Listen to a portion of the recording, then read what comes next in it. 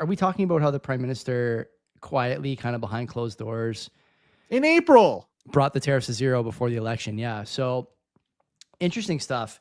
It's interesting for two reasons. One, because obviously the messaging during the campaign was like, we have to go elbows up. We have to be serious about the Trump White House, and there's a threat to the country's sovereignty and our economy, and blah, blah, blah, wants to break us to buy us, all this stuff. We've heard it all.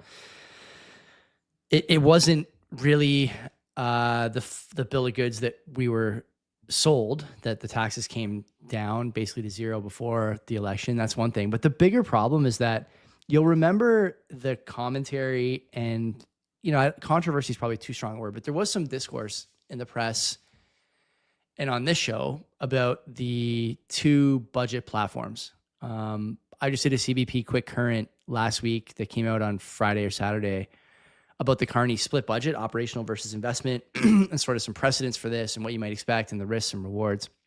This is before the story dropped about the tariffs. I wish I would have had that information because it would have changed the way that I approached that. But the thing that's important is that in the Liberal platform budget costing, there was billions of dollars in income from new tariffs placed on the United States.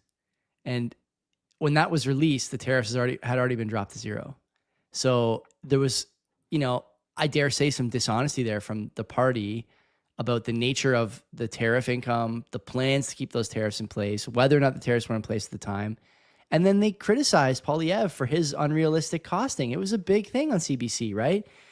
Carney was the guy with the experience, and as prime minister, he had done these things already, and he had plans for the economy going forward, and here were the costs and the how we were going to bring this money in.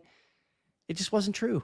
And, now he's won the election. He's very close to a majority just at the ballot box now. That's if he doesn't get anyone to cross the aisle.